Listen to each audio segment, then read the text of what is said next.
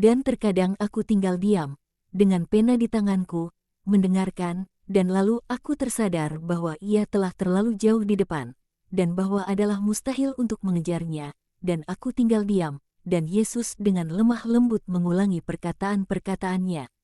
Ia melakukan hal yang sama apabila aku diinterupsi, guna mengajarku untuk dengan sabar menanggung hal-hal atau orang-orang yang mengganggu, dan aku membuatnya mengerti bagaimana mengganggunya itu ketika gangguan itu menjauhkanku dari kebahagiaan mendengarkan Yesus.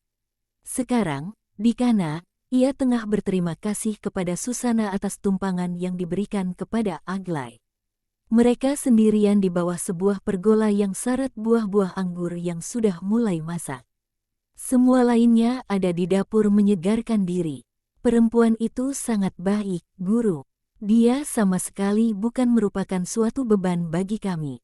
Dia membantuku setiap kali aku mencuci.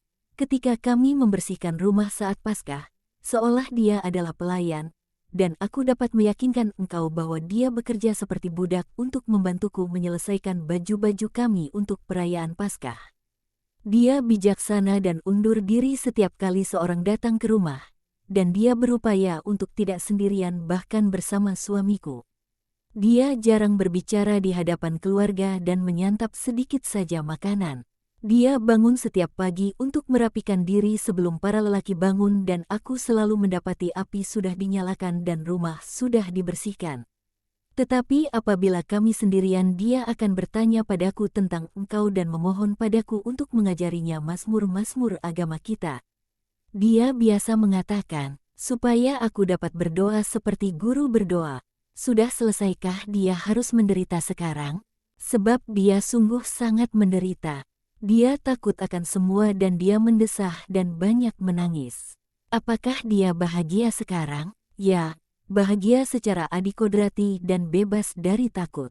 Dia ada dalam damai, dan aku berterima kasih kepadamu atas kebaikan yang kau berikan kepadanya. Oh, Tuhanku, kebaikan apakah? Aku memperlakukannya dengan kasih dalam namamu, sebab hanya itu saja yang dapat aku lakukan. Dia adalah seorang saudari yang malang. Aku menyadari itu, dan aku mengasihinya, demi syukur kepada Yang Maha Tinggi yang telah memelihara aku dalam rahmat-Nya. Dan kau sudah melakukan lebih banyak dibandingkan andai kau berkhotbah di Bel Nidras. Sekarang ada padamu seorang lainnya di sini. Apa kau mengenalinya? Siapakah yang tidak mengenalnya di sini? Tak seorang pun, itu benar. Tetapi kau dan daerah sini belum tahu Maria yang kedua, yang akan selalu setia pada panggilannya. Selalu, aku minta kau mempercayainya, engkau yang mengatakannya, engkau tahu, aku percaya, katakan juga, aku mengasihi. Aku tahu bahwa adalah lebih sulit untuk berbelas kasihan dan mengampuni seorang dari kaum kita sendiri yang sudah berdosa, daripada seorang yang punya alasan sebagai seorang kafir. Tetapi jika sesal kita dalam melihat kemurtadan keluarga sungguh mendalam, biarlah belas kasihan dan pengampunan kita itu terlebih lagi mendalam. Aku sudah mengampuni Israel semuanya, Yesus mengakhiri dengan menekankan perkataan terakhir. Dan aku akan mengampuni, sejauh menyangkut aku.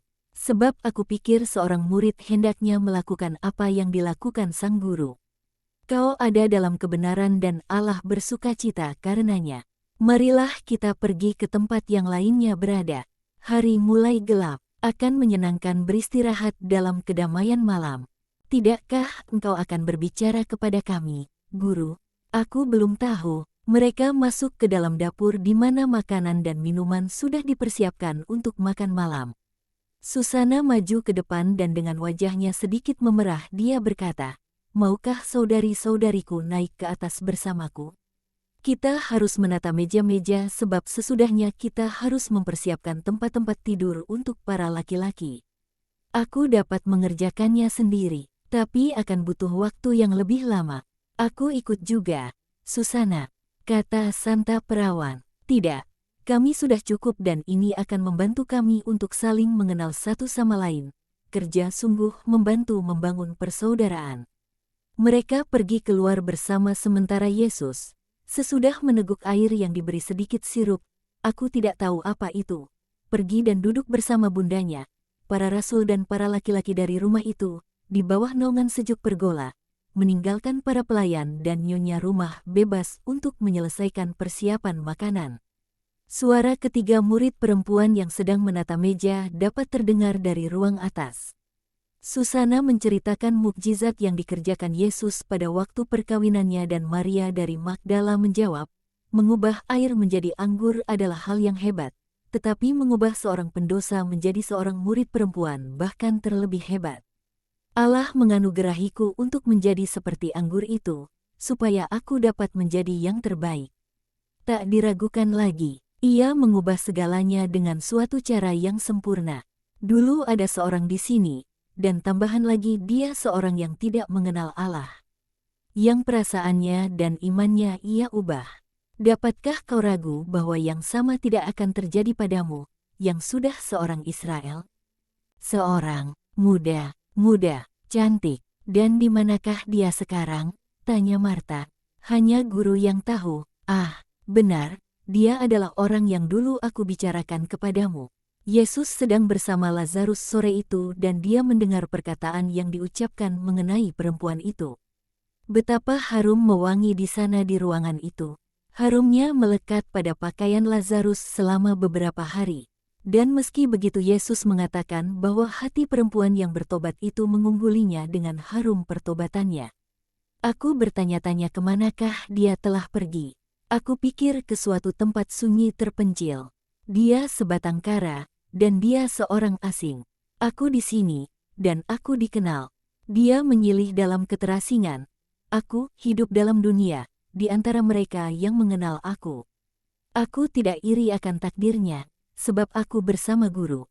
Tetapi aku harap aku akan dapat meneladaninya suatu hari kelak, dengan tinggal tanpa apapun yang dapat mengalihkanku darinya. Apakah kau akan meninggalkannya? Tidak, tetapi ia mengatakan bahwa ia akan pergi. Jiwaku kala itu akan mengikutinya. Aku dapat menantang dunia bersamanya. Tanpanya aku akan takut terhadap dunia. Aku akan menempatkan suatu padang gurun antara aku dan dunia.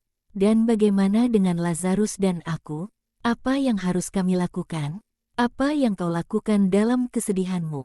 Kamu akan saling mengasihi dan akan mengasihi aku. Dan tanpa harus malu, sebab kala itu kau akan sendirian, tetapi kau akan tahu bahwa aku bersama Tuhan. Dan aku akan mengasihimu dalam Tuhan. Maria itu kuat dan teguh pendirian dalam keputusan-keputusannya. Komentar Petrus yang mendengarnya, dan Zelot menanggapi, dia adalah pisau yang tajam seperti ayahnya. Dia mewarisi perawakan ibunya, tetapi semangat ayahnya yang pantang menyerah.